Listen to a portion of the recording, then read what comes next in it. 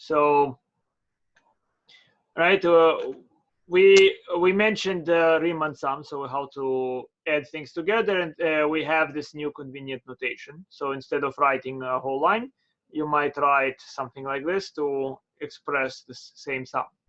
And as we mentioned, the sum is not dependent on the letter k. You can call it dummy variable. In essence, it's just a part of our description. It has nothing to do with the actual events at hand, with the actual sum. Right? So here we have 3 times k. There is no k. It's just a convenient way of saying 3 times first step plus 3 times second step plus 3 times third step, 3 times fourth, fifth, and sixth step. That's what this is describing. Yes. So I can describe the step with the letter k or the letter I. Another thing is because the summation, does not have to be represented uniquely. I could put the top number anything I'd like. Could be any number. Could be 6, could be 7, could be a million. I could always modify it. So the summation k1 to 6, the way you look at it is just that the sum of the squares of integers starting at 1 all the way to 6. And I could also represent it as the summation where k starts at 3, going all the way to 8 of k minus 2 squared. Yes? So we have both of them again represent the same thing. So we have the following rather simple property. The summation, any summation of terms of the form ak plus bk is just the same as the summation of the ak plus the summation of the bk. And that follows, again, you can see this, it's just when I expand the sum, when I write it without the sigma notation, I see that I am adding parentheses. In each parenthesis I have an a and a b. And so I'm able to regroup the summation because addition is commutative. I am able to put all the a's together and add them first, and then put the b's together and add them second. So we have the sum is distributing to sum of a separately plus the sum of b separately. And that's the conditions of property 1. We can get the same condition with property 2, where instead of 2 parts, we just have a constant multiplying each term. And again, what this is expressing is that you can factor a constant out of the sum. So in other words, if I start with a constant times ak, it will be constant times the first a, the constant times the next a, plus all the way until I get to constant times the last a. And since the summation, each term is multiplied by a c, I'm able to factor that c out and carry the summation and then later multiply by a c. And I get, therefore, this result. Okay.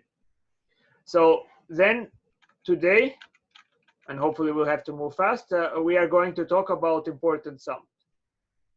So the first sum is what happens if there is no index k here? And we mentioned some examples before. If there is no index k, what does it mean? It means that I'm adding a when it's step m. Then I'm adding a when it's step m plus 1. You see what this is saying is that as long as the integer ranges from m to n, I am repeatedly adding a. So it's a plus a plus a for all the steps until k reaches the final position. So that would be a plus a all the way to a. So I'm adding the same number, and how many times am I adding a to itself? Think about it. So I'm adding a to itself. First it's m plus 0, then it's m plus 1, then it's m plus 2, then it's m plus n minus m. Do you see that? So altogether it's 1 all the way to n minus m, and there is the extra 1 here. So I'm adding a to itself n minus m plus 1 times. So I hope that's clear. So therefore the summation is simply n minus m plus 1 times a. So for example, let's just make this definite. I want to be sure before we move. So suppose that a is equal to 3. K starts at 2, and n ends up at 7. Okay. Could you tell me? I don't need a calculation. Tell me what is the summation in closed form? So that would be a added to itself, or 3 added to itself, how many times?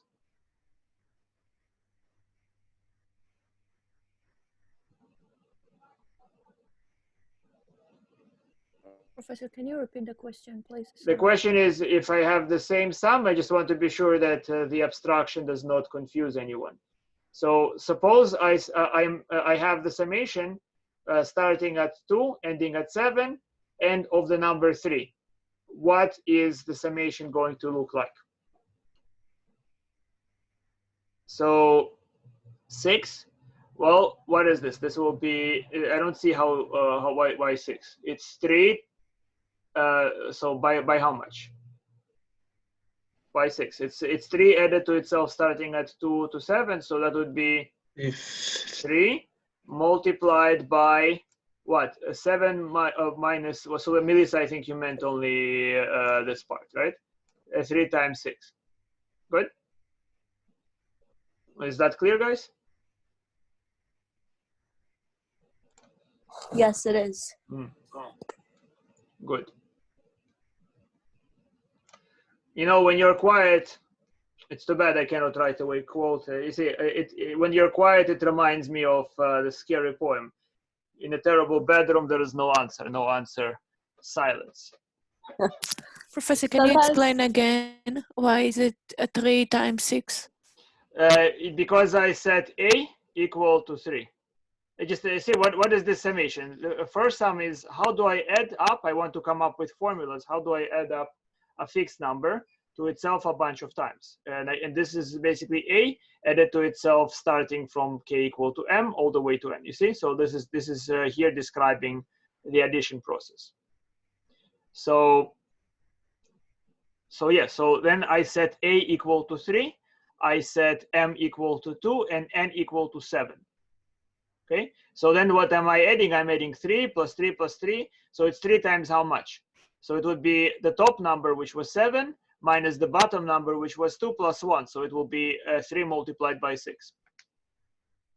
And you see how I got this formula here? In general, if I start at m, it's m plus 0, m plus 1, m plus 2, m plus n minus m. So I can see that this allows me to count how many times I have A. So it's 0 time, then 1, 2, all the way to n minus m. And because I have the 0, I add 1 to it. So it's 1 more. So starting from 1 all the way to this number, plus the 1 more, plus 0. Beautiful. So that's the formula. And that was the simplest sum. Here is one that's slightly more complicated. Especially, I think, Sarah, but Ellen, I think, yes, there is yet another Sarah. No, so there is another Hannah, but she's not here. I think you would have been interested in it. And David, you might be interested. Yeah. David Stein. So we have the summation is 1 plus 2 plus 3 plus all the way to n. That's what this means, right? I'm just now no longer adding a constant term, but at first step I'm adding 1. At second step I'm adding 2, 3, 4, all the way to n. And I need to come up with this sum. And there is also a very important story associated with this particular sum, and that has to do with the discovery of a very, very big mathematician, Carl Friedrich Gauss. I should have shown you, German currency used to display his face when there was German currency rather than the euro. So the legend goes as follows. So you had some pretty strict, pretty cruel German elementary school teacher, and he would make his pupils add up numbers of the form 1 plus 2 plus 3 all the way to 100 or even higher. And of course they would toil, and all of them, even after a long labor, will make mistakes, except for Gauss, who right away at the age of 6, he would just place his tablet. They used to write on a like a blackboard type of tablet with chalk, so they had it on the table. He would write the answer immediately, cross his hands, and say, "Hier steht's," that here it is. And to the amazement of this German instructor, the answer was correct. Now, how did Gauss figure that so quickly? Well, obviously, he did not go about like the other people adding the numbers one at a time. Like, I didn't go 1 plus 2 and say, okay, that's 3 plus 3, that's 6. That's not what you want to do. You want to notice a pattern. Now, what pattern might you observe? So here is the sum. So first of all, I can say the sum equals to some letter S. In other words, I imagine I calculated it. And notice if I write it in increasing order, I have the integers 1, 2, 3, and -2, etc. That's in increasing order. Now I'm able to also write the summation in decreasing order, starting from largest and going to the smallest value. Good. So if I started with the decreasing order, so first is n and -1 and -2 all the way until 1. And now look at it. I put s and s column wise, right? I synchronize the summation along the columns. So what I have is 1 and n. Look at it. What's n plus 1? It's n plus 1 here, right? It's n plus 1. What about here? Here I lost one integer, but here I gained one integer. So the sum in this column remains the same. It remains n plus 1. In the third column, it remains to be n plus 1. Do you understand, guys? Because why do I know that would happen is because in this order I have increase of integers, and in this order I have a decrease in integers. So that means that the integers add up to the same value. Here the integer decreased by 1, here it increased by 1. So altogether, if I have s plus s, that gives me 2s. But if I add up the columns, I see I have n plus 1. Here I get n plus 1 again, n plus 1 again, n plus 1 again, all the way until the very end. All of them are n plus 1s. So how many n plus 1s do I get? I can use the top row to count. So 1 all the way to n. So I get n plus 1s added to themselves, right? So this n plus 1 added to itself n times. So 2s equals to n times n plus 1. And that means that s is just n times n plus 1 divided by 2. And so I obtain the summation k equal 1 to n of k is just equal to n times n plus 1 over 2. So guys, since you're silent, and by the way, I see, in this case, I see no face but my own. So I cannot tell whether you understood or more explanation is necessary.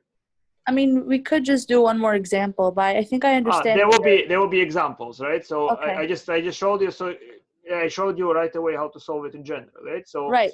That's right. what I understood. The concept I get. I just want to see it in example. So guys, don't try to remember this, right? Do you understand what is the idea? The idea is you can add s to itself, but flip the order in which s is listed.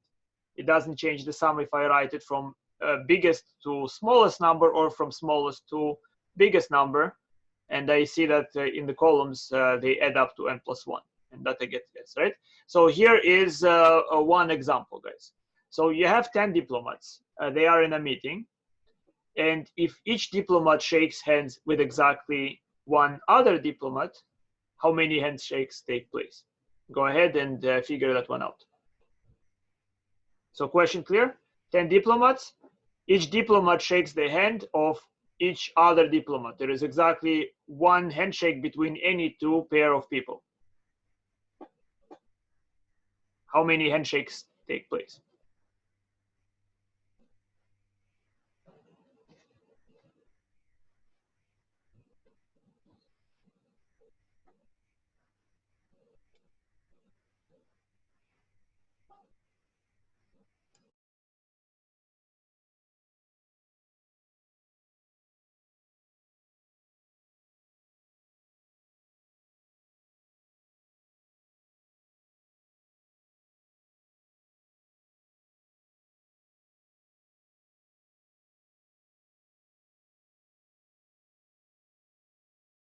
В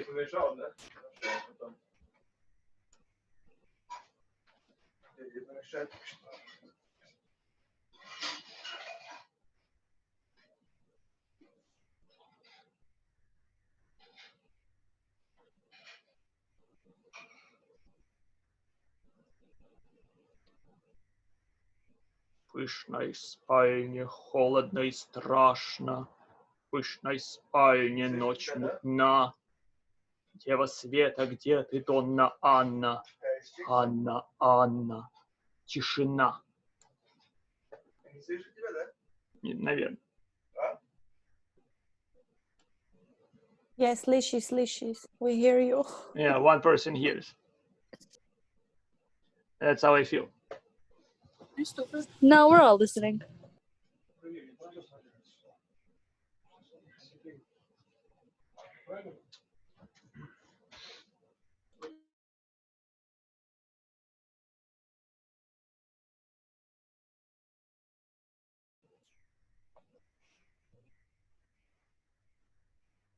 So the question is, 10 diplomats are in a meeting. Each diplomat shakes hands exactly once with every other diplomat. How many handshakes take place?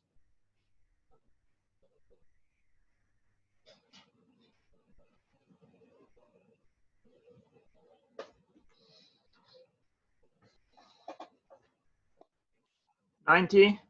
A lot is a good answer. The next question, guys, if this does not tickle you, the next question must be tickling you. So here is a diagram of the handshakes, right? So let's make it, we have to make the handshake very efficient so that by no means one diplomat shakes the hand of the same person twice. So here is how I will arrange it. So they all are placed against the wall. And then the first diplomat will go to second, third, all the way to 10th diplomat and shake their head. Now, everybody shook hands with diplomat 1, you can be eliminated. Next, diplomat number 2 will go to 3, 4, all the way to 10 and shake heads. And how far does it continue? The last person to go and shake heads is what? Is diplomat number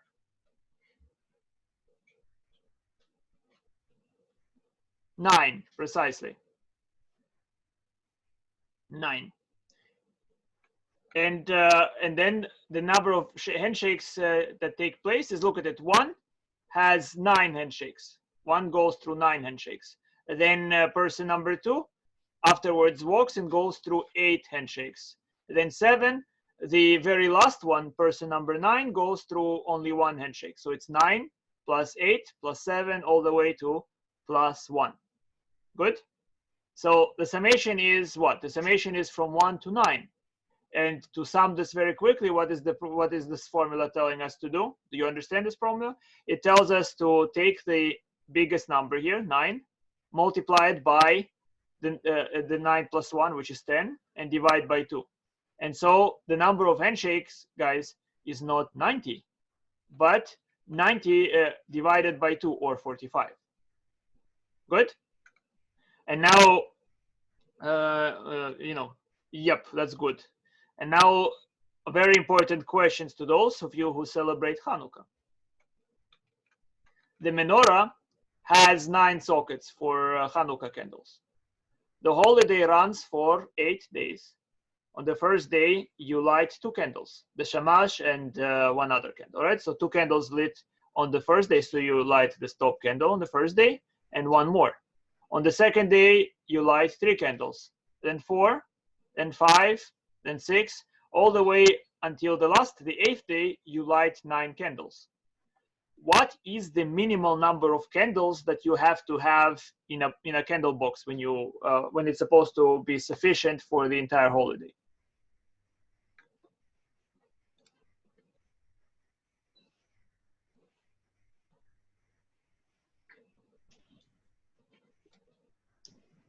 So you would have the same n over here, 9, right?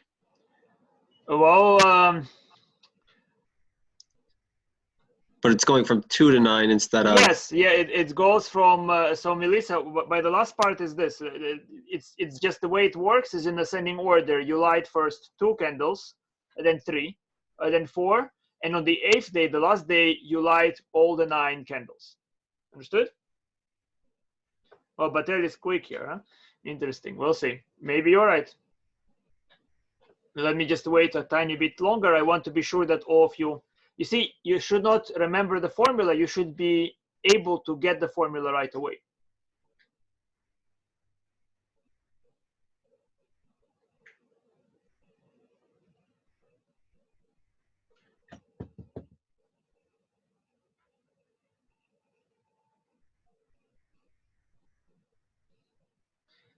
There's a good song to that. We came to dispel the darkness. Banu choshech legaresh. So let's see if darkness will be dispelled, and you will answer correctly. No, but I will see in a moment, right? You keep your answer. Hopefully it's not wrong, and we'll know.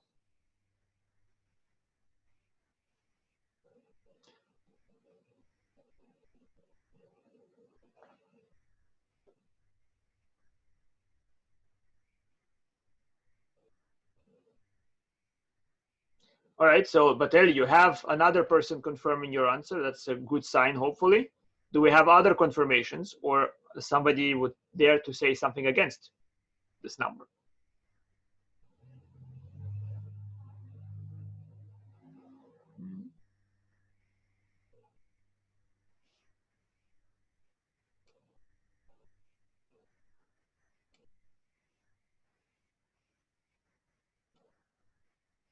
Sarah agrees with Batel. Good, right? So we have solidarity here. What about the others? What about Alexander, I'm sorry. And what about Melissa? What about David? What about Abdul? What about you? Or Danny? What do you say?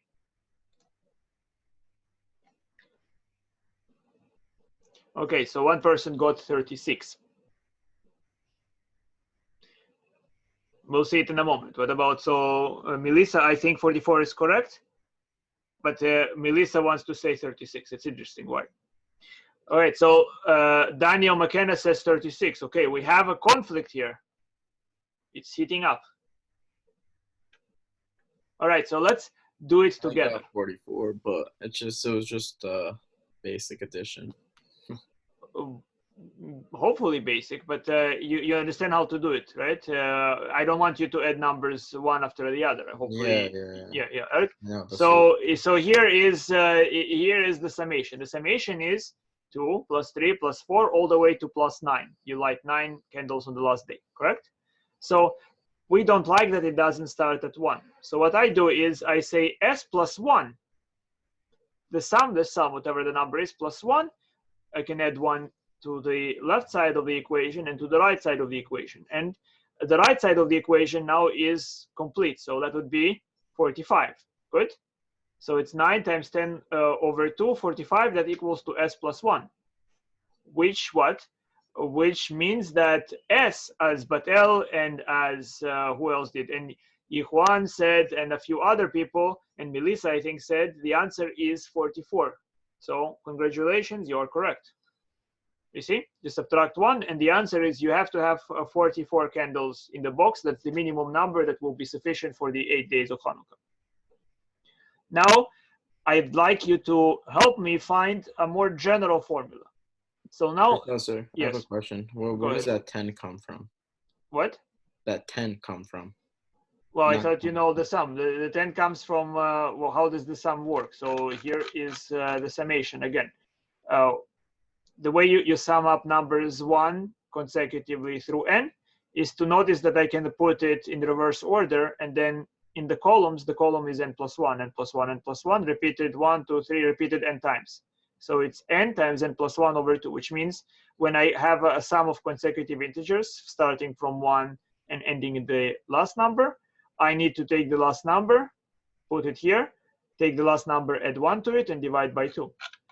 So here, in the summation, once I have the 1 here, the last number is 9. So I take the last number 9, multiply it by 10, and divide by 2. And so I have that s plus 1 equals to 45.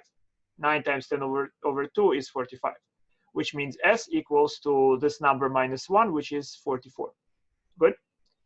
And now, guys, I asked you to find this formula. Derive the more general formula. I just take a piece of paper. Yeah, maybe make me less lonely and turn on your video so I can look at you. I'm not bored. And write the summation in closed form. In other words, without sum. What is it equal to? So this summation starts from the letter, thank you, Danny, from the letter M to the letter N. So the M does not start at 1. Maybe M is even a negative number, or M is 7, who knows, right? M is any integer, N is an integer larger. So what is the summation going to look like? Help me.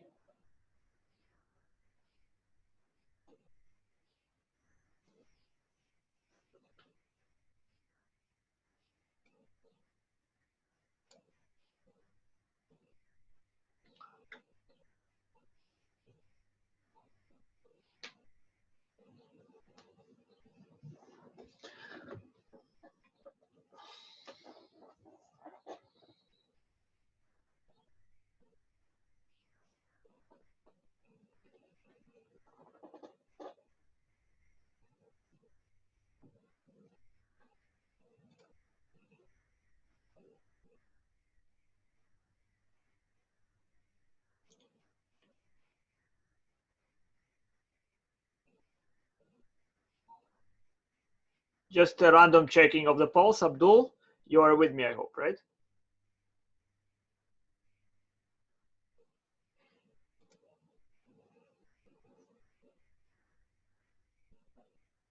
The summation. What is the summation? Great, Abdul. Thank you so much. The summation. Do you understand what this is saying? So you start at the number m all the way until you reach a larger number n, and you add consecutive integers. So we want to find the general formula.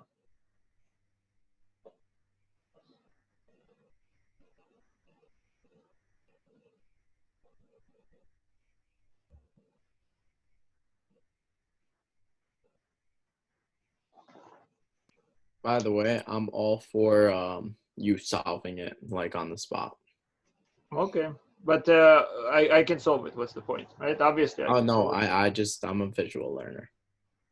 Like visual. I have good photographic memory type. That's how I Okay. learn. But this is supposed to it's supposed to come from your heart, so to speak. Yeah, I know. Understand? I mean, well, I can show you the solution, and you might know the solution, but let's say you have to invent or find out a formula for it. Let's say you are sitting there. Okay, somebody already did it, right? Let's see if that's right. You're supposed to figure out what's the summation equal to if you are inside of this German professor's, German teacher's class, as Gauss was. Yeah? I think you missed the part when I mentioned about it. So I guess let's work through it. Very simply, guys, look at it. I can either derive it from scratch, or I can realize the following. So what is this S? It's a summation of consecutive integers from this one until I get to this one, which means it's m plus m plus 1 all the way to m plus n minus m. Notice that, right?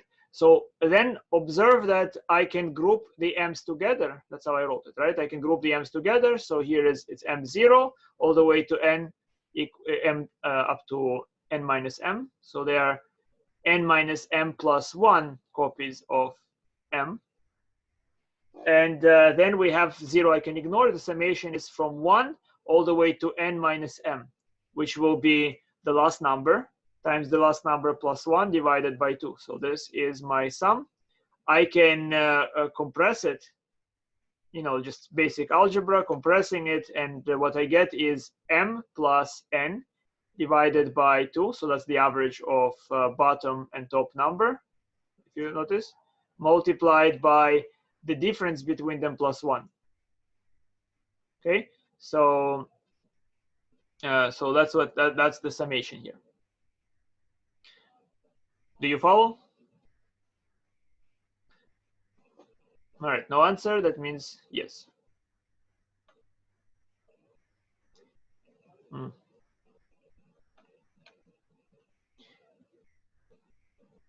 You're making me feel like in that blog poem, as I mentioned, right? Where in this lonely bedroom, the time of reckoning has come. Wait, are you talking about me? No. Oh, because I'm in my bed. We're all in our bed. Yeah, no. What's that called? I like my bio, like I'm finishing up my bio lab in my English. And then this weekend, I'm actually going to dedicate the whole weekend for all of calculus. I'm like trying to bang out the semester. All right. It's just my plan. Instead of keep like doing everything simultaneously, I'm literally doing all my English essays, about to finish it, due in like the 3-week mark. And then I have a lab final that I've been stuck up on, like presentation and stuff. Yeah. No, but this weekend I'm going to be free. So I plan on, I want to study for, I'll study the new material. And then, but I want to make sure I'm prepared for the online thing. I'm really scared for that. Don't underestimate anything that's coming, especially that there's going to be, I'm going to post exam 1 soon. And sorry, I'm going to return your exam 1, but I'll post exam 2. And exam 3 and final are coming all together. Oh, we're going to have an exam 3? Of course, but that we might have a little longer time for. You know, it can even be due after the final. So next, we need to figure out, guys, how to sum the integers squared. You understand? So you look at it, k equal 1 to n, k squared. So that means what? That means essentially, when you look at this expression, you're adding consecutive integers squared. 1 squared, 2 squared, 3 squared, all the way to n squared. Yes? Good? And so how are we going to accomplish this? So I'm not going to go through the combinatorial explanation. I do not know, Alexandra, sorry, when the final is exactly. You might know more so than me. If you check the messages, Professor Suzuki is coordinating this. So I would not be surprised if as soon as possible, you have uniform finals usually at the very beginning of the finals week. I have some information about the final that may help everyone. So I spoke to my friend. He took Calc 1, Calc 2. He already took it. He said that the Calc final that they put on the website or whatever, that they give you the final from the year prior or like the 2 years prior. You should 100% do it because it's likely to be very similar. Okay. I have some finals. Mm-hmm. So share it with us. If you have them, you can send it to my email. I'll send it to them. I think I do have on my website a bunch of their previous finals. I saw them. I saw from 2003, 6, right, 4. right. I start solving them. Yes, it's all calculus, guys. It's all the same. Some of them we still didn't cover, so. We haven't covered material. I mean, integration we haven't covered. But again, don't wait for me to cover it. You have the videos and you have other things. I know, but I'm still behind. Yeah, we are all behind. Yes. Oh, and I'm behind you guys. So let's get to the k squared. Grading, I am not gonna grade. I can answer your questions on the spot, but I'm not gonna engage in complicated grading. It's really tedious. I can answer particular questions maybe. So again, we are looking at k squared, and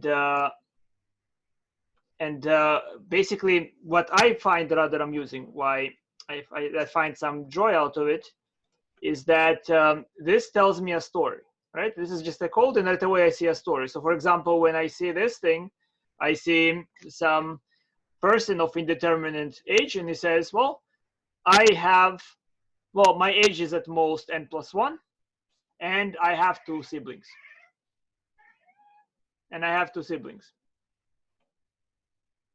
Right? So then what this is counting is the possibilities for the age of this man and 2 of his siblings. Okay? And knowing that, here is my cat is hunting all the time. Yeah. So basically, look at it, right? In 2 seconds, understanding this is a story, I can figure out a formula.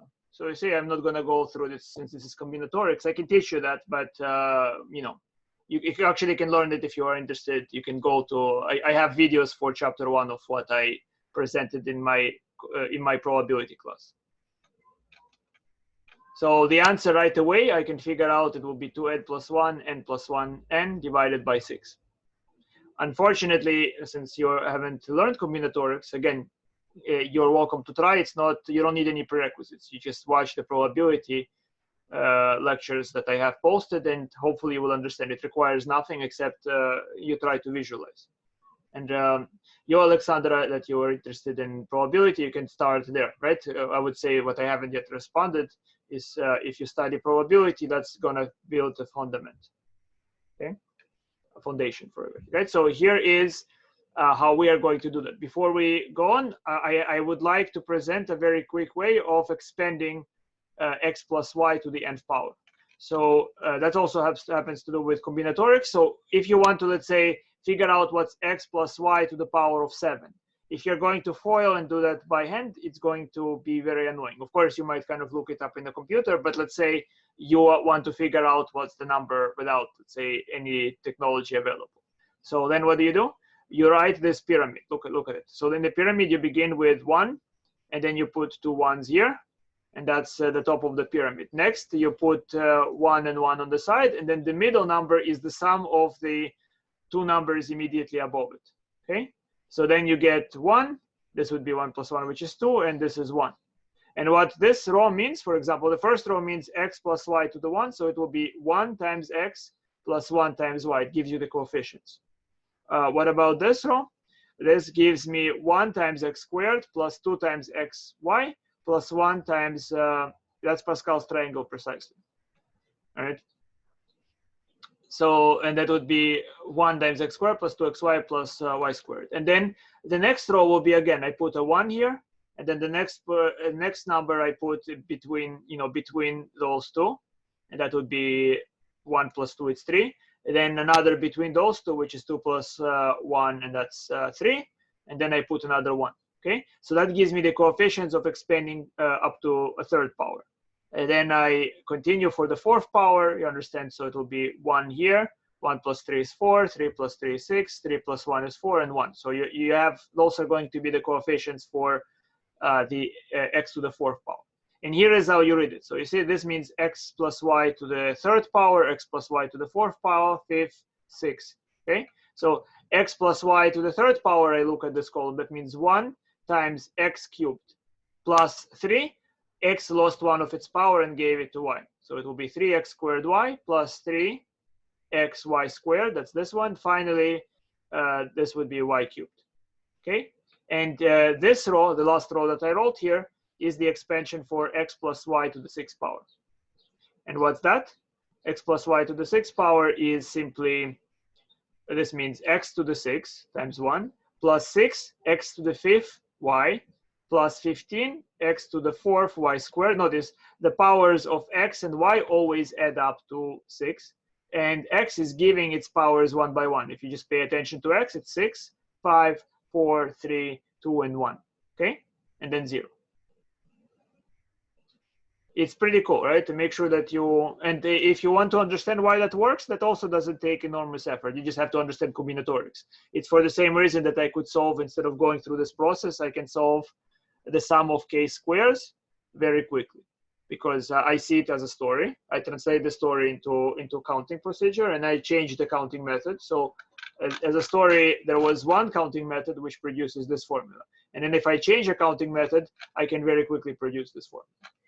Okay, and because they are counting the same thing, I know that both counting methods, since they are both correct, will produce the same number.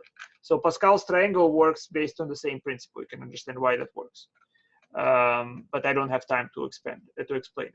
That's why. Right. So what we have here is x plus y to the 6. You see the coefficients. It's 1, then 6, then 15, then 20, then 6 again, and then 1 finally. You see? I can put the coefficients, and I expanded it without much effort. So to sum, to figure out the sum for k squares, we are going to actually make something that makes it look a little bit more complicated. So I'm actually going to consider a sum of the form k1 to n of k plus 1 cubed minus k cubed. So it seems like I made things more complicated, but let's just look at it carefully. So first of all, we're going to add this in 2 different ways. So first way is, I'm noticing that I can break the sum into 2 parts. You see, the summation is a sum of 2 parts.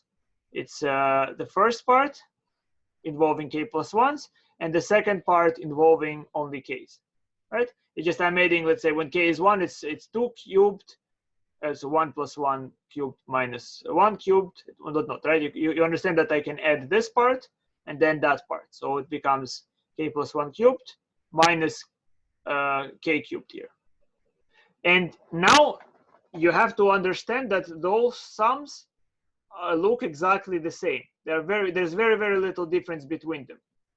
Do you understand why? Because the only difference is what? Well, I can write it so that they look alike. So I'm going to write it so this will be k cubed. What am I truly doing? I'm adding consecutive cubes of integers. But here I start, because it's k plus 1, I start at 2 and end up at n plus 1. Okay, so that's how I modify. I look at the sum, and I can write it using this notation. So it's summation from 2 to n plus 1 of k cubed. So at this point, I don't hear or see your reaction. I need to know if you understand.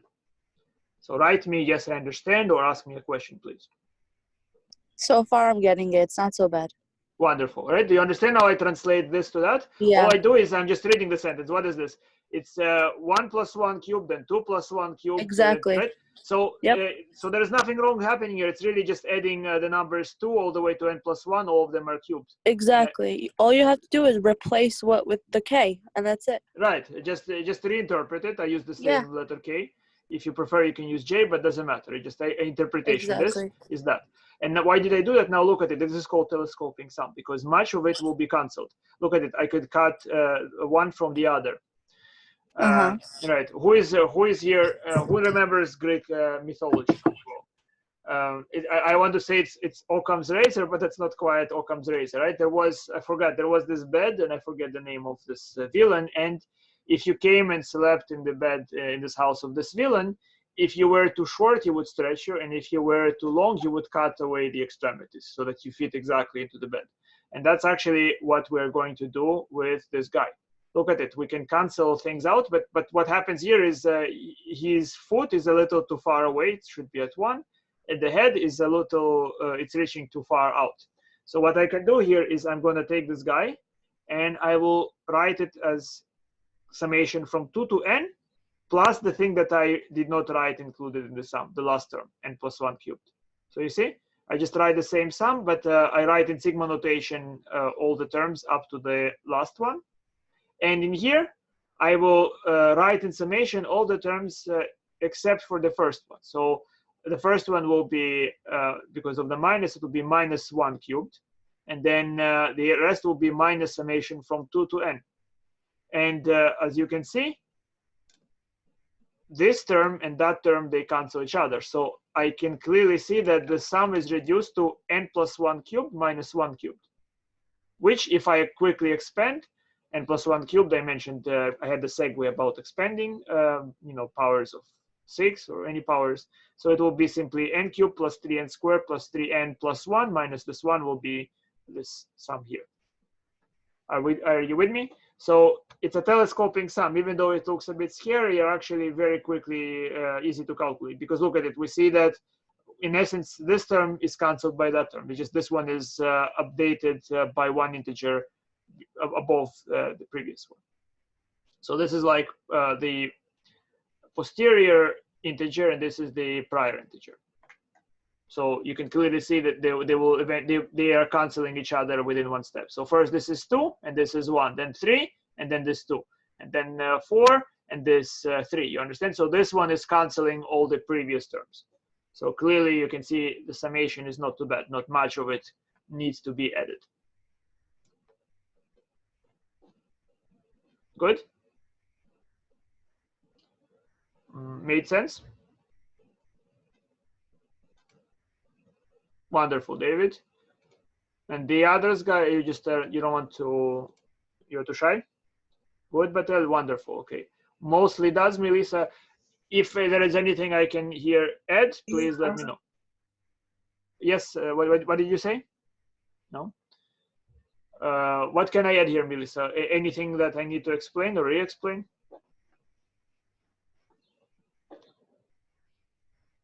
Well, yes, but look at it, just a sum, right? All I did is here, I just realized that I can distribute the sum. This is the summation starting from, really from 2 all the way to n plus 1 and the number is cubed. That's what this is saying. And in this form, I can clearly see it's easy to cancel. And then the integers are just not running through the same values. So I set this one from 2 to n and take the piece that I cannot cancel. And this one from, I take the first part, separate it as 1 cubed, and then the rest is up to n. I can cancel this and that. So I have n plus 1 cubed minus 1, which is the sum. On the other hand, I can do the following. On the other hand, I can expand k plus 1 cubed minus k cubed. I can expand it. And when I expand this, look at it. It would be k cubed plus 3k squared plus 3k plus 1 minus k cubed. So the cube part is actually cancelled. And I'm left with 3k squared plus 3k plus 1. And I am able to add this sum. So adding this part is the same as adding 3k squared plus 3k plus 1. I'm able to do that except for this with this term. I distribute the summation and factor the 3. This is my unknown sum. I want to find what this one is. then the summation of 3k, it's over here. I know how to sum the k's. It will be n times n plus 1 over 2, and I need to multiply by 3. So I know how to do this, and I clearly know how to do the summation of the constant. It's just 1 added to itself n times. So this is just n. So this way of summing, I get 3 times the summation of the squares plus this number, which I combined. It would be 3n times n plus 1 over 2 plus n. I just gave them the same denominator and combined them. Understand? I just have n here plus 3n times n plus 1 over 2. So I take this exact sum, it's this times 3, plus this exact sum, which is just n. I add it together, and I get 3 times unknown plus n times this expression, which, if you simplify it, will look like this. So we now have an equation. Look at it. I have the equation, the full sum, the full thing, equaled n cubed plus 3n squared plus 3n. And that has to be 3 times the summation of the squares plus this part.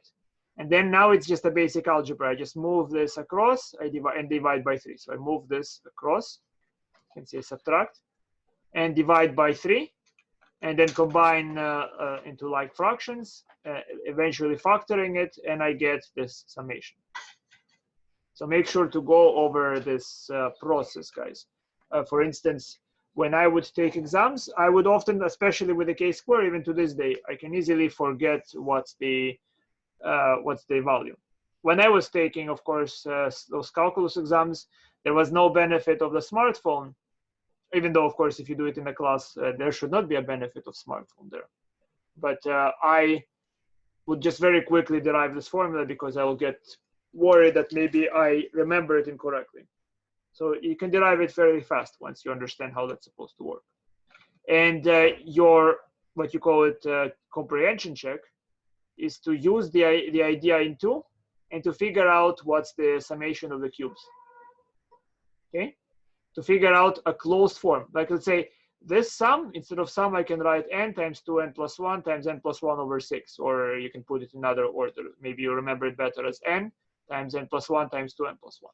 So you have to figure out a similar formula for the k cube. Do it at home. If you can do it, that's a very good step forward in your understanding of those processes and of algebra. So here, I think we now come to hopefully something that's interesting. And again, sadly, we have, what, 10 people here. So the area problem, okay? And guys, if you could, I want your input, right? So given a curve, y equals f of x, and the curve is stretched over the x-axis, how do we go about calculating the area between the point A and the point B as drawn in this picture? How do I figure out what is this region, what's the area of this region? And in mathematical notation, it will be written like this, and I will explain in a moment why. So it's called integral from AB f of x dx. So the first question I would, maybe it's useless to wait for it, but I'm sure you have this thought. So why would anybody be so obsessed about trying to figure an answer to this question? You just don't wake up suddenly, let me try to find areas under curves, unless you have some sort of, unless you're on the spectrum. You don't usually wake up and think about it. So what's so significant about area under the curve? So the significance is paramount. Let me introduce the significance for probability, but it's actually in other things as well. Let me just first mention about probability. So suppose you wish to measure the prevalence of a certain illness in the general population. You pick a random sample of 1,000 individuals and find that 50 have the illness. What can be said about the frequency of this illness in the population? Okay, so that's why I chose this problem right now, because that seems to be a problem that is on most people's mind. I mean, they cannot stop playing news about this thing. When I open my email, every moment there is an article about this or that person finding this disease graver than anybody imagined, or not, right? Mostly, since it's Yahoo, it's graver. So what is the, how would you go about figuring this? And again, I'm not, I don't even know much about machine learning. What I'm introducing here, guys, actually applies to machine learning all the same. So as it turns out, guys, the answer to this question will be an area under this curve, essentially, okay, under this curve. So for example, understanding which curve to produce and how to find the area will tell me that if I tested randomly 1,000 individuals and found 50 to have the disease, and let's say my findings are correct, it has to be two things.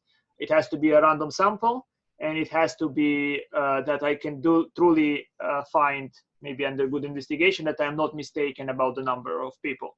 If that's so, so that's confidence interval. I mean, I selected here. So again, it's not a normal curve. If you think so what I'm saying is that I can be more than 99% certain that the actual prevalence of this illness is between 3 to 7% in the general population, right? So if I have a bigger testing number, if more than 1,000, I can be more precise. But with this sample, I can very quickly, and using integration, conclude that the number of the prevalence of the disease is between 3% of the population and 7% of the population, right? In fact, perhaps on my exam for probability theory students, I might ask them to figure out the lethality rate and prevalence for the coronavirus given the information available. Okay. About that, more to come hopefully soon.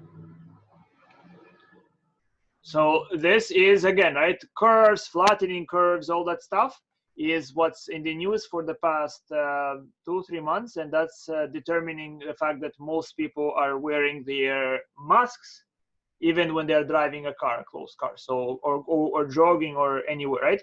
So it's pretty interesting that you know, of course, people don't do that because of the curve. They don't think about curves and whatnot. They do that because of because they're afraid. But they do that truly. The entire rationale, if there is a rationale, has to do with probability.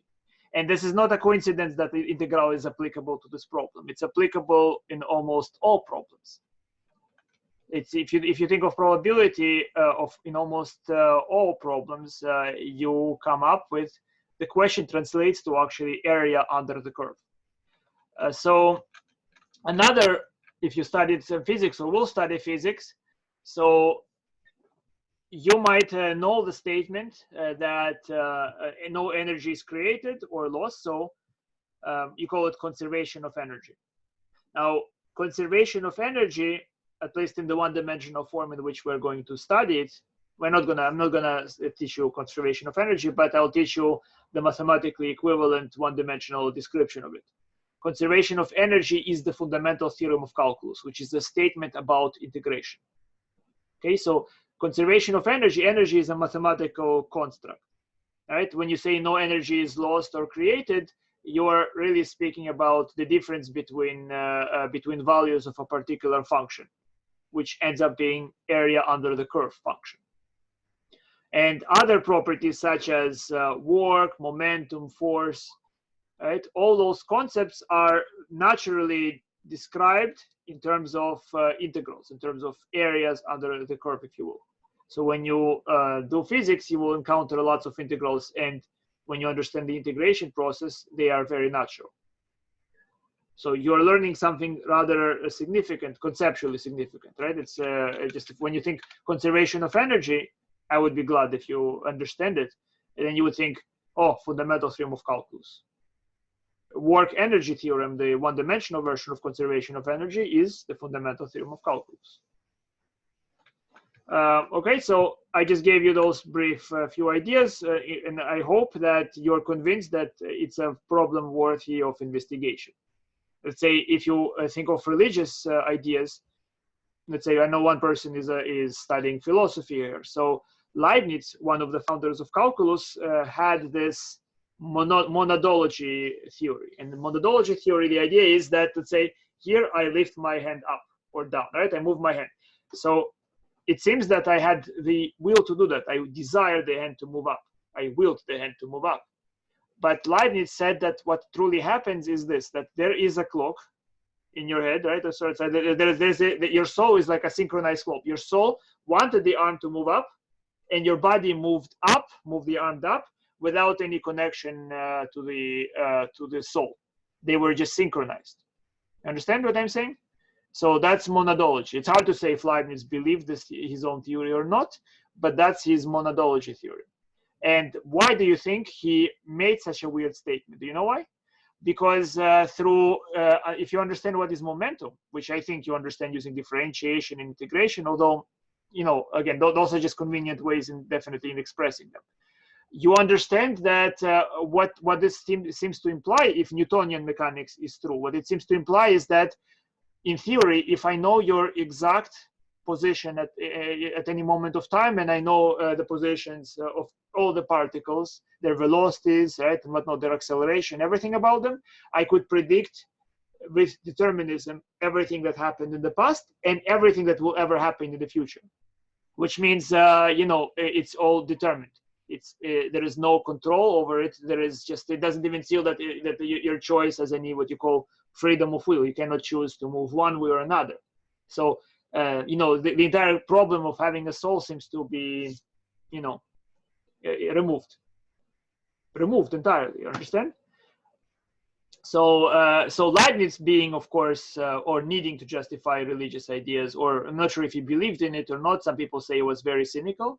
But whatever it is, Leibniz kind of created this funny clock theory where your soul exists and is immortal, but has no influence over this world, over your body, over your emotions, over anything you do. And he did that because, again, he understood calculus, he understood Newtonian mechanics. Actually, they had a pretty strong dispute here. What we're going to learn is Leibniz developments, which are all very fruitful ideas in describing relationships between work, which many people don't do here, momentum, and force.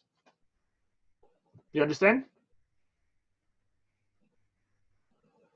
Of course, if you believe in other things, you see the universe is naturally very complicated, right? You have all sorts of complications. Some complications involve maybe the fundamental impossibility of determining exact position and exact time, and it goes all and on and on. But those are ideas that were extremely important, and at the time, for sure, nobody doubted Newtonian mechanics. Nobody intelligent doubted that Newtonian mechanics holds true, and they thought it might hold true absolutely. I think they did not take it as an approximation. They took it as an actual discovery of the actual theory by which things work. Well, I'm not sure who is Sam Harris. I'm not on top of Alexander, on top of modern philosophies, but that will be interesting, right? Right. So again, guys, right? It's hard to say what tickles you, but hopefully integration theory does, right? It does tickle me, especially today, especially with probability, especially with the things that I'm preparing for you, for which you might be my guinea pigs. So the question is, guys, what is calculus again, right? Calculus is the idea that it's how your phone works, right? It's how this thing works. It's that you can get an image by out of very simple pixels. Just if there are many enough of them, you get a very complicated image, yes? So if you are tackling the problem of trying to understand area, what's your pixel? What do you take as your simplest object by which to describe others? Understand what I'm asking, right? So for curve, what did we do so far in this class? We studied curves, geometrically at least, right? And then we thought, oh, curves could be thought of as chains of tiny line segments, right? So if you ever were a chain, or if you ever try to simulate graphically any curve, that even flails or whatnot moves, you might imagine building it up out of rigid line segments, and maybe they move through joints, whatnot. But if the line segments are very thin, you have a very nice illustration of a curve. It looks to our eyes like a curve. when I look at your faces, the image is a bunch of pixels that are just colored a particular way. Their combination creates very complicated images. What is the pixel in the context of finding area? Right, but Alexandra, you say DDX, choice of that. It's good that you know some calculus there, but I'm asking, to a lay person, explain in very simple words, what is my pixel? What do I take as an object with which I will describe area? What's a convenient object with which to try to describe area?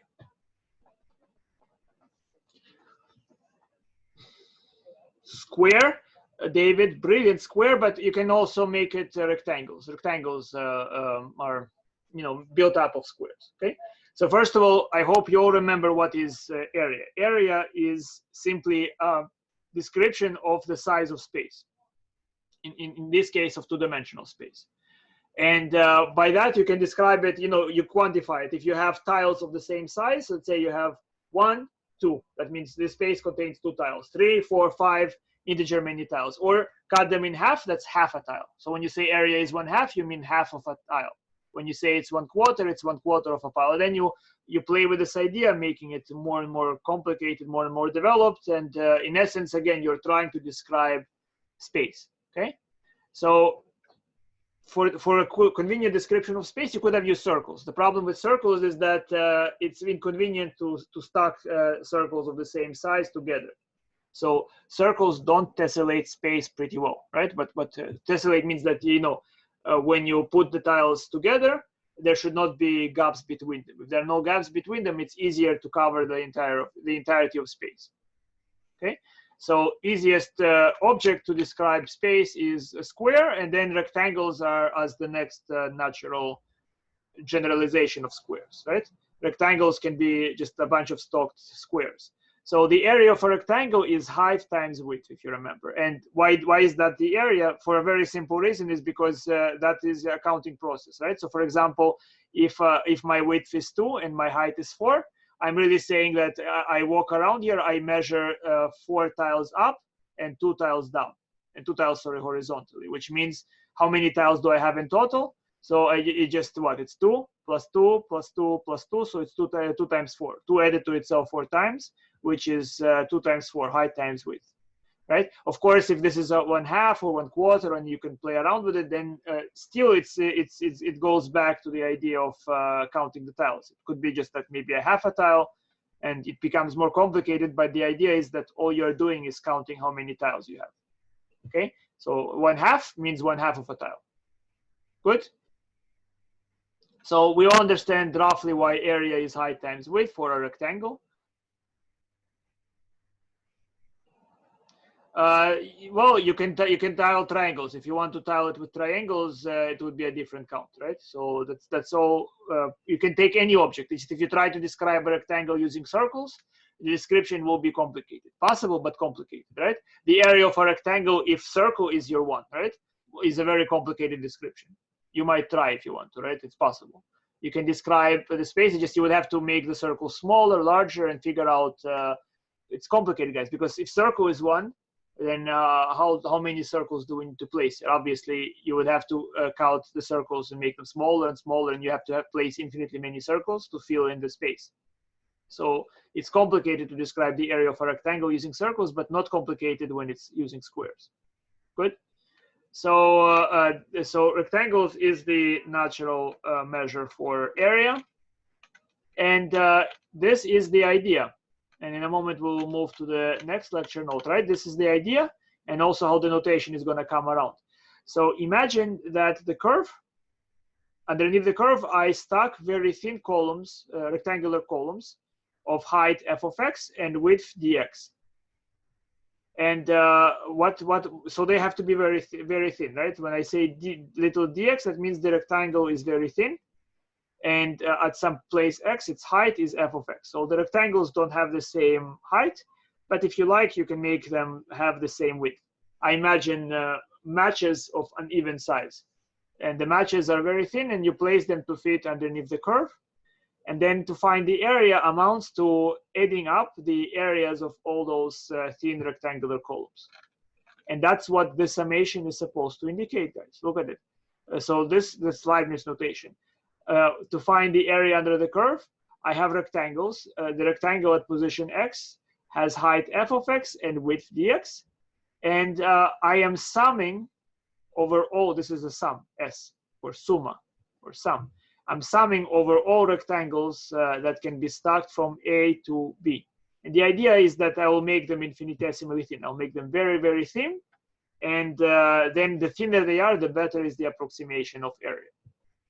So before I move to my next slide, this is clear, guys, yes? You understand this symbol, if you do truly understand it, will make a lot of calculations very easy and applications of integration very easy. Integration is just a glorified, through limits, it's just a glorified summation. All I'm doing is adding up areas of rectangles. If I understand that, I am understanding integration theory. No questions? So let's move to the next slide. Till now, which means, but you mean you understand including what I said so far? Yes, correct? yes, I understand Brilliant. everything. I like it. Brilliant. It's a summation. It's, guys, when you feel it's a summation, it's so amazing. You see, that's why the probability was there a summation. When you can come up with your own formulas. You get some information and you suddenly understand, oh, it's a summation. And then it's an integral. It's area under the curve, integration. Eventually, you don't even need to think area under the curve. You see summation. It's a sort of sum, right? So you realize when this technique can be used. And it's useful very, very frequently, at least theoretically useful very frequently.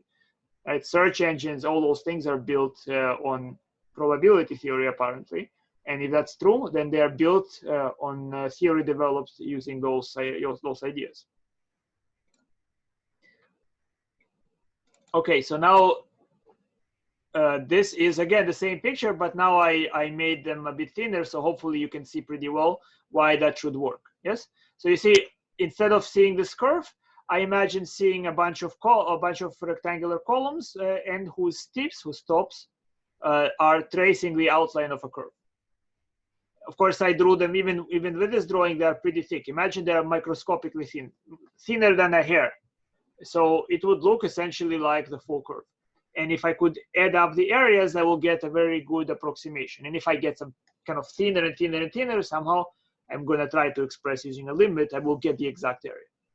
But essentially, it's just the summation of those rectangles. That's what this S is for. And the notation is extremely convenient. This means sum at any point x. I look at I see so many of them. So I say at this x, what's the rectangle standing there? It's the rectangle whose height is f of x and whose width is dx. That's the width, right?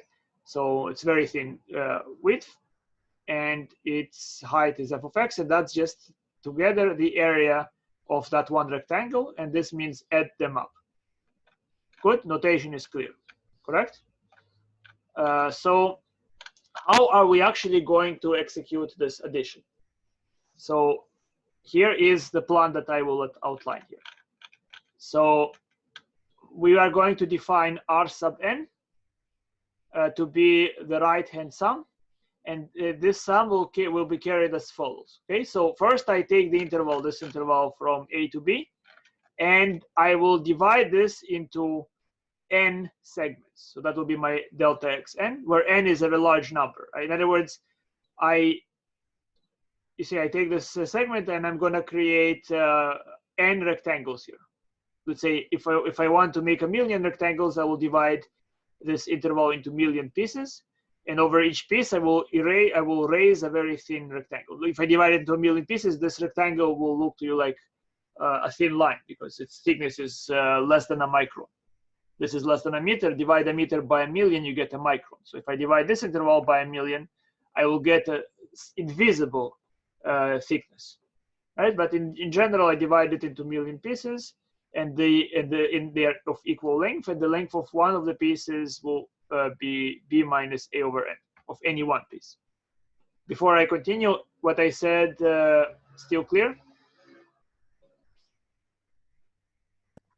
Yes, but I have a question. Go ahead. So if between B and A, and you divide it by 1,000,000, like, so n basically is equal to 1,000,000, Yes, exactly, right? So in general, because you see, I'm going to be with calculus, you're a perfectionist. So you obviously are going to take n to infinity, because the idea is as the number of partition increases, as I'm producing more and more rectangles, and they're all very thin, right?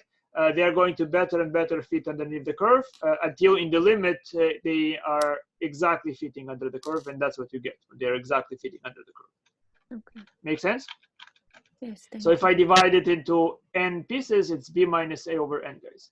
And thank you, Batel, for participating, guys. Others, if you are confused, just that's the point of it, right? Let's talk. So divided by n, that's the width of each rectangle. I'm going to make them uniformly thick, all of them. But they are not going to be uniformly tall. Some of them are higher, some of them are shorter. Okay, so so I imagine, and I'm going to mention that I guess below, I truly imagine New York or some metropolis that's one-dimensional, and when those rectangles are like skyscrapers. Okay, so I'm building very thick layer of skyscrapers, and the blocks, the street blocks, are those intervals. Okay, so it's the length of the block times the height of the skyscraper will give you the area of this skyscraper. So it's a one-dimensional New York here. So I'm going to build the city, destroy the natural habitat and build the city over the interval. So the interval is now flat, and I need a construction plan. Okay, so the construction plan is going to be for right. That's why I use the letter R here. To be the following: the height of the rectangle will be determined by the rightmost point of each block. So this is my first block, and this point I will use to determine the height. And this is the next block 2. This is going to be determining the elevation of the second point, x2.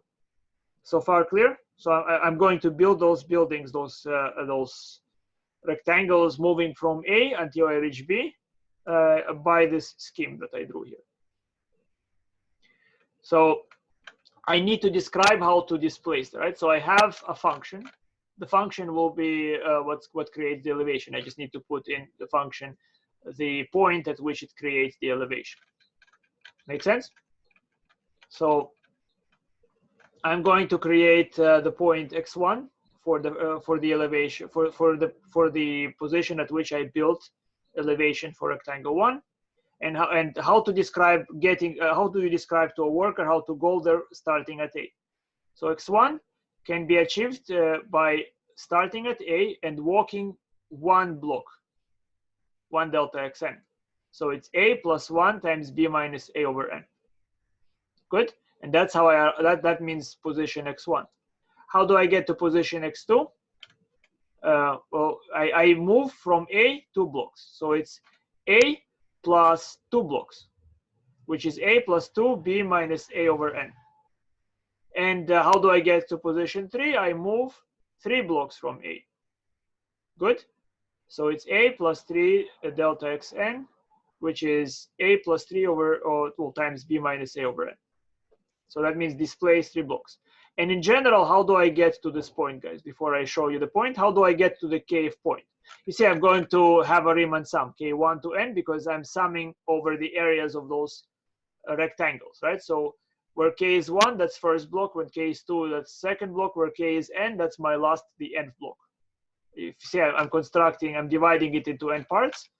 If I divide it into a million parts, there will be million blocks. But in the limit, in general, I have n blocks where n is larger and larger and larger. So I want a form for the summation here. So Rn is the function evaluated at the right endpoint of each block multiplied by the width of the block. And then I sum as k goes from 1 to n. So I need to describe this construction, I need to figure out how to write x sub k. How to get to x sub k starting at A. Please tell me.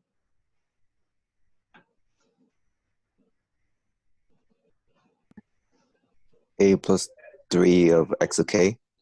A plus plus. A plus k. A plus k times x of k. Or x sub n. This does not react to k, right? The width is the same. When you say x sub delta x sub k, that means that they react to the width. The way I set it up is that the widths are all the same. So the width is determined. You first specify n, so I just wrote delta xn to just indicate it's dependent on n. If you prefer, you can erase it. You don't have to write it. But just know that the bigger the n, the thinner is the width here, right? So you are absolutely correct. So it's a plus k times delta xn, which is a plus k b minus a over n. That's going to be the xk point, yes? And if I know the xk, then I can easily construct the summation. We're going to calculate a concrete example in a moment. Just with me, right? So then the formula is what? The formula is this. I have a Riemann sum where I start k at 1 and go all the way to n of f evaluated at a plus k b minus a n. That's f evaluated there multiplied by the width. So in essence, when I think of it, I imagine this construction, right? So you have, this is the delta x. So I take this number multiplied by the thickness, this plus this number multiplied by thickness, plus this number multiplied by thickness, and so on until I reach the very end. And that's the form I get. And it's reasonable, naturally, especially if my function is continuous, to see that when n is very large, when I take limit of Rn, when I make n, in other words, larger and larger and larger, the rectangles, as you can see here, get thinner and thinner and fit more and more like under the curve. You see, so this is at this xk, this is the altitude, and this is the thickness. So they are going to be essentially lines connecting this top part of the curve to the x-axis, right? So I will see in the limit a perfect outline of the curve. So that's my interpretation of the integration. So integral from a to b f of x dx will be the limit of this summation. Good? Let's try to solve a particular question. Here, let's see if this works, guys. Let's put it to the test. So let's calculate, and here is a picture for it, the integral from 0 to 2 of x dx, okay? So right away, you can see what function we're integrating. The function we're integrating is f of x equal to x. You agree that this is the function multiplied by the thickness, right? And when you realize what is x, the function y equals x is just a straight line. So I am asking for the area of this right triangle, which is what? So you don't need to do any complicated integration theory to know the area. What is that area? X times the derivative, like dx. X Well, I times need a number. I mean, see, this is again. You look at the symbol. What is it saying? It says add up many tiny rectangles that are stuck in this form. This tells you how they are stuck, and this tells you where they're stuck from 0 to 2, right? So there are a bunch of those tiny rectangles that you add up, and if you add those tiny many rectangles, you should be what? You should be getting the area of this triangle, correct? That's essentially what it is. So what's that number? You don't need to do any calculations. What's the number here? What is this equal to?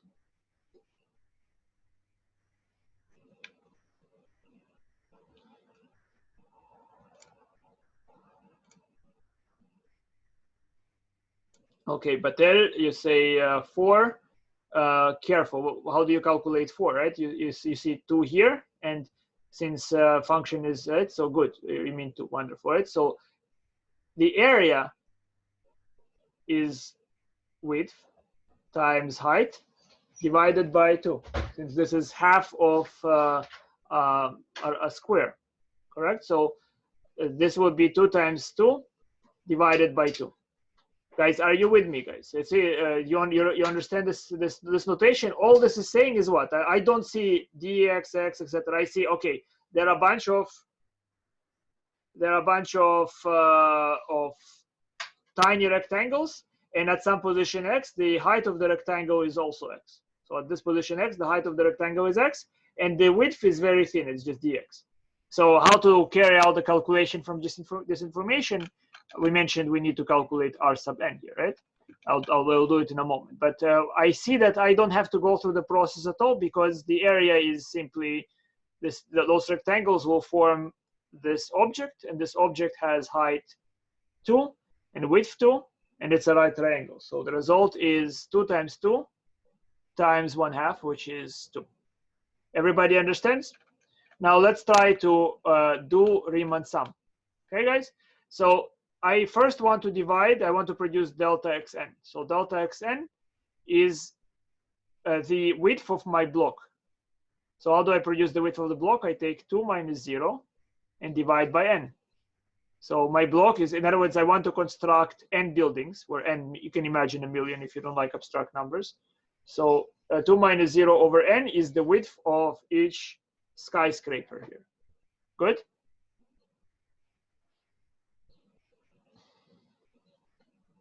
So what then?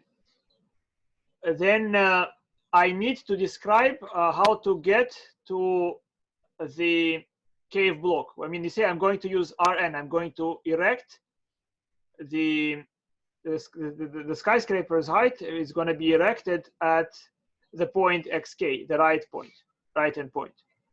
So what I do is I calculate what is x sub k. X sub k is first point at 0 plus k times delta xn. It just tells me how to get to x sub k starting at 0. Right? So start at 0 and displace by k blocks, and you arrive at the rightmost point of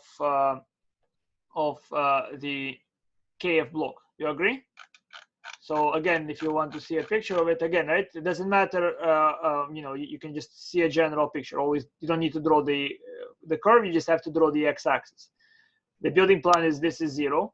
How do I get to x3? Well, to the construction site for the elevation of the third skyscraper over here, over the third interval. Well, I displace 3 blocks, and that will get me there.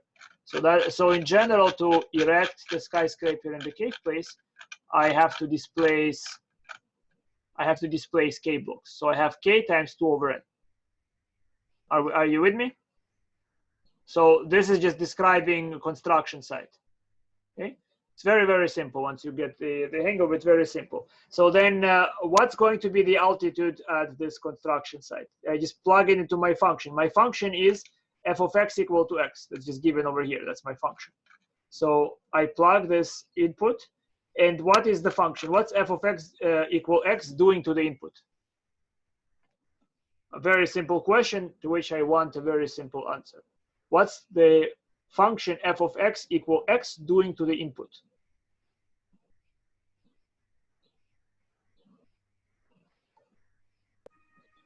It's just giving out the input, whatever the input is. Exactly. In other words, does nothing to the input sum, yes?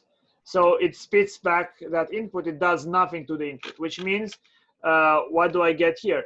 F of xk is f of this value, which is the same value. Understand? Whatever you plug in, f of x equal to x just means plug anything in, and you get that same thing right back. Okay? So we get k 2 over n. So that means that the right-hand sum is f of xk times delta xn, which is simply summation of k 2 over n times 2 over n, where k goes from 1 to n. You follow? I get the sum, guys. Look at it. Now it's very crucial that you understand. So any question, please interrupt. So this is a sum that I almost dealt with. Look at it. I can multiply 2 over n by 2 over n here, and I get 2 over n squared. And that's the same number which I can factor out, which is what I do over here. I factor out 2 over n squared, and I am reduced to summing just k. Look at it. That's the same sum that we discussed just a few minutes ago. And that exact sum equal to, well, n times n plus 1 over 2. You see, so I got rid of the sum, and now I have that r sub n, the area of, if I construct n skyscrapers there, and I use the right-hand point to create the elevation, their combined area is this number here. Now, of course, I want n to be very large. So then I take limit as n goes to infinity. So this integral from 0 to 2 of x dx is just limit as n goes to infinity of r sub n, which is this limit, which it takes no time at all to calculate. Look at it, because we already worked with infinite sums. This is just an infinite sum from the very beginning of class.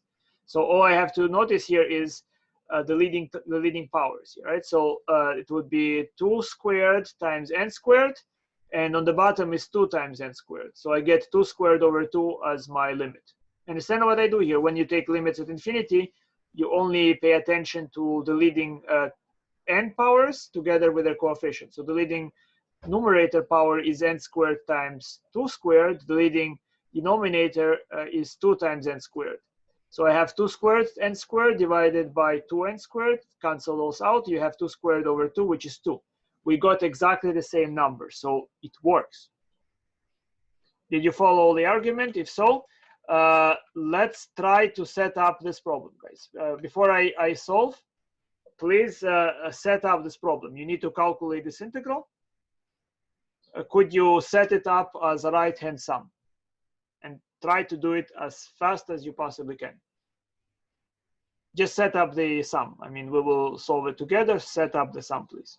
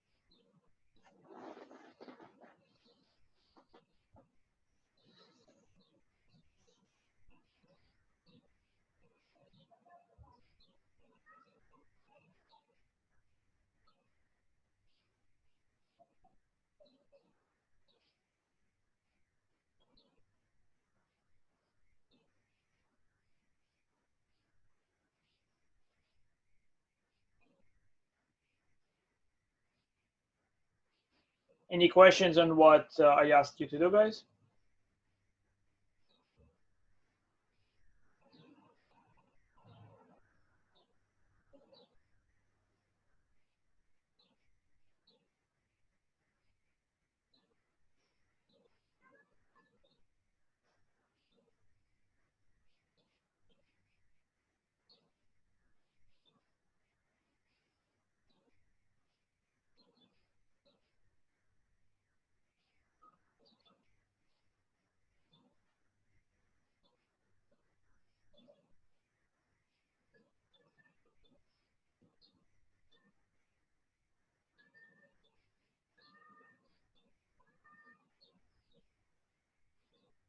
$38 as the answer. Well, we'll see. We'll see what it is.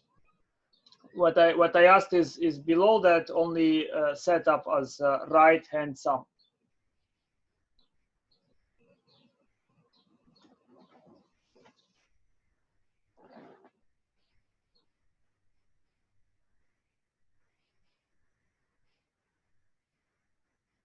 All right. So setup is very simple, right? The function I consider later. First, my project is to create the city over the interval from 1 to 4. So I take this interval and I divide it into n equal parts. So that's my delta xn. So it's 4 minus 1 over n, which is 3 over n, correct? So that's my first part.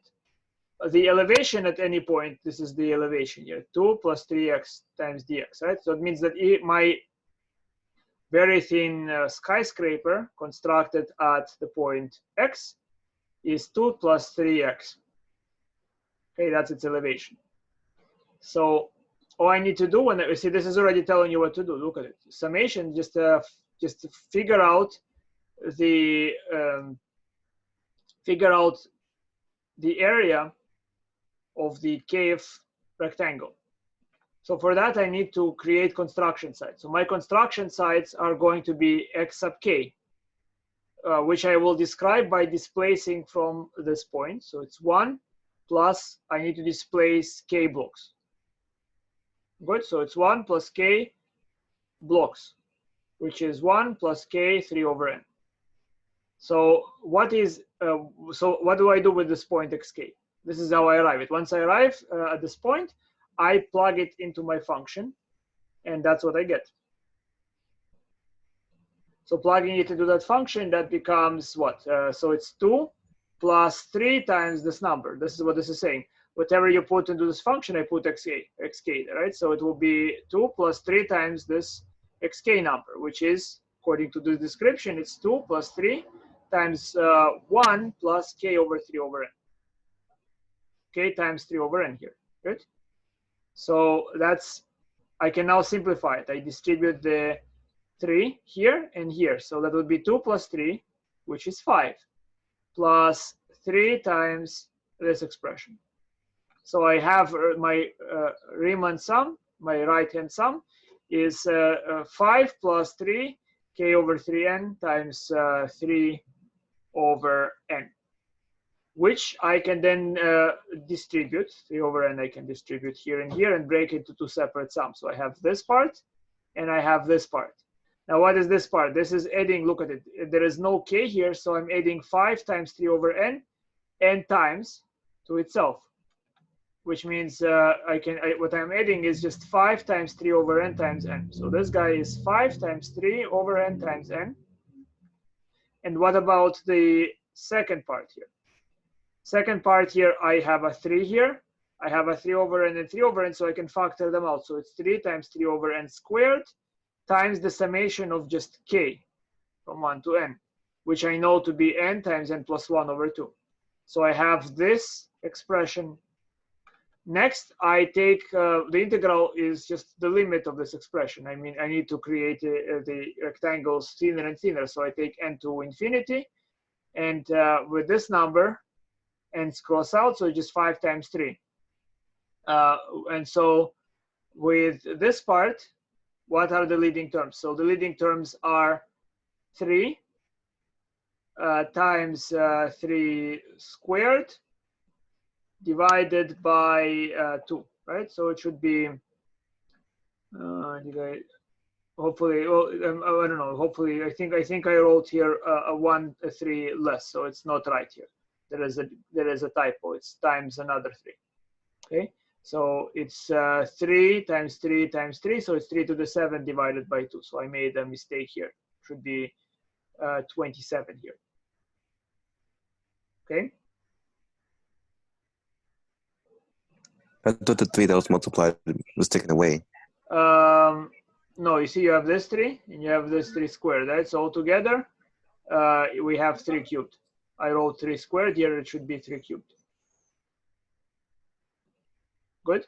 So you understand how I got the sum, and how do I take limits so fast? It's because I just see what's the top number. Top number is 3 times 3 squared, or 3 cubed times n squared. The bottom number is n squared times 2.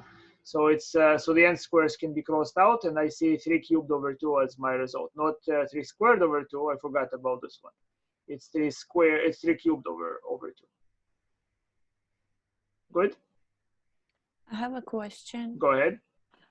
On the third row, you have 2 plus 3, and then you got the 5 over there. But where the 3 came from? Which 3? This 3? No, one up.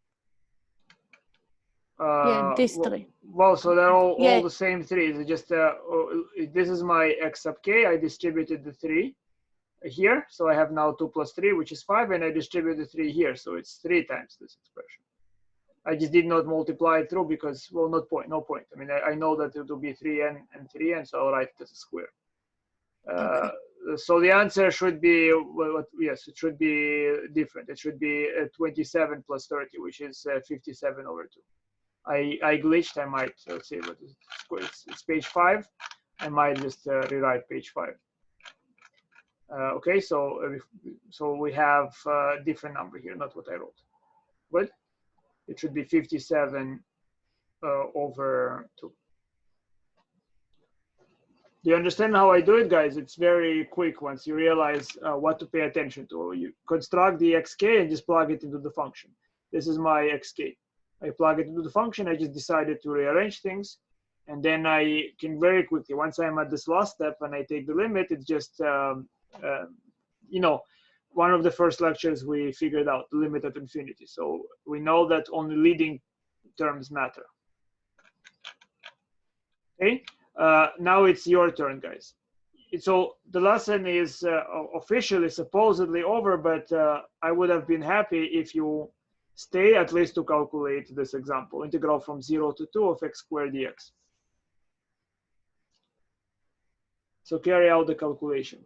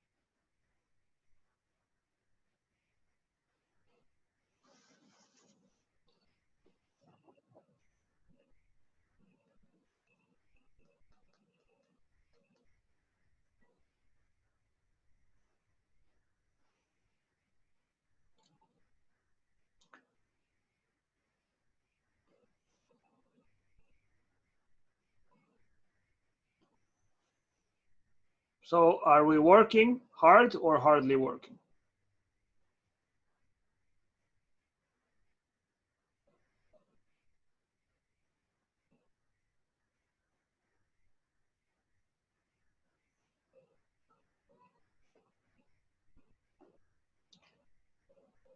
Nine over 3. No. Incorrect, Abdul.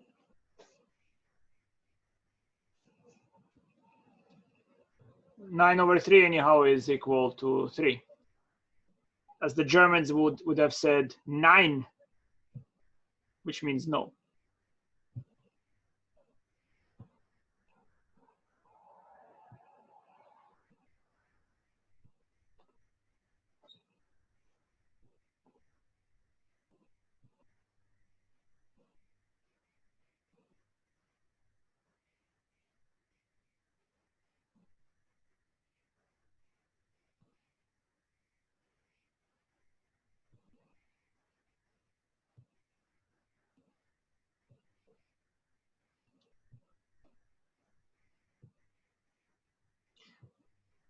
But for what, Betel? For the Mashiach?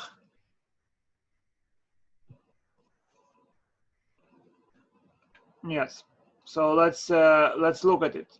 Okay. So, guys, it's important that you do it on your own, right? So what happens here is this, right? So this is my function, and all I need to do is I need to divide the interval into n parts. So what's the size of each part? It's 2 over n. Yes. And then what? I'm going to walk from 0 to 2 by the steps to the construction side. So 0 plus k times delta xn is k times 2 over n. You understand what this point signifies? This point signifies the exact place where I will build my height. So I will take this point and I plug it into the function. Now plugging it into the function means squaring it. So what is Rn? It's just the heights multiplied by the width.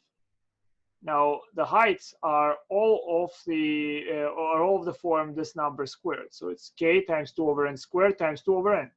And now when I square it, it's k squared times 2 over n squared times 2 over n, which I can factor the 2 over n squared out of the sum, right? So it's just 2 over n times the summation of k squared, which means, so 2 over n cubed times the summation of k squared. The summation of k squared ends up being n times n plus 1 times 2n plus 1 over 6. That's the formula we derived somewhere in the previous notes. Okay, and this number here, basically, so this number times 2 over n cubed is the summation of areas for Rn. Now, when I take limit as n goes to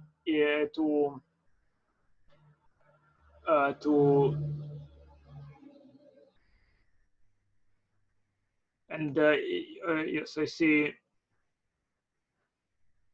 When I take the limit as n goes to infinity, what do I get? I get on the numerator, I get 2 cubed times this 2 divided on the denominator by 6. Which means what? So what I get is yes, what I get is 2 cubed times 2 divided by 6 is just 2 cubed over 3. I can divide this 2 into 6, and the answer is 8 over 3. Good. So at this point, so you understand, I mean, you can do it even by this process, you can do that rather fast. Well, I guess you all lost oxygen. Yes, Abdul, you are very close, right? But you have to be, right? So you have to be very precise here. It's not, you know, it's not like in the old days in New York where you can just, you know, racketeer using expensive concrete. That's how the mafia was making its money, right? So you cannot just use more material, right? The amount of area available to us is just 8/3, not 9/3. But it's okay, right? So you have to train. So you guys, you see, when you get this idea in its nutshell, so you can just do this process as fast as you did derivatives by definition. Okay. So it's okay if you needed it longer, but I would like you to train to do it. You're just introduced to it, but I want you to get trained to do it within 10 minutes. That's your goal. All right, so then have a good one. I see you on Thursday again. Try to watch the videos, try to study this, make sure that that would be very nice if you can do it in 10 minutes or less. And then how do you think? Just think about the idea. The idea, right, is I just need the xk. I have the function, I need the xk. Once you have this information, it should not be so hard. Goodbye. Goodbye. זהו? זהו זה. טוב, בסדר. מה, אני יכולה להישאר? את רוצה לדבר איתי? למה לא? אפשר לדבר. יש לי שאלה. כמובן. I'm telling you, אני לומדת כל היום עם המתמטיקה הזה. לא כל היום, אני אגיד לך את האמת, אני עושה איזה שתי וידאוים כמעט כל יום. Give me a second, I just want to be sure that I thought everybody else, Melissa, so that it's not, if we can switch to English so it doesn't bother you. Good night. Good, Melissa, then take care. אז את יכולה להמשיך בעברית. טוב, אז אני עושה נגיד כמעט שתי וידאוים כל יום, ויש דברים שאני לא מבינה, אז אני חוזרת על זה, או שאני צופה ביוטיוב או מנסה להבין.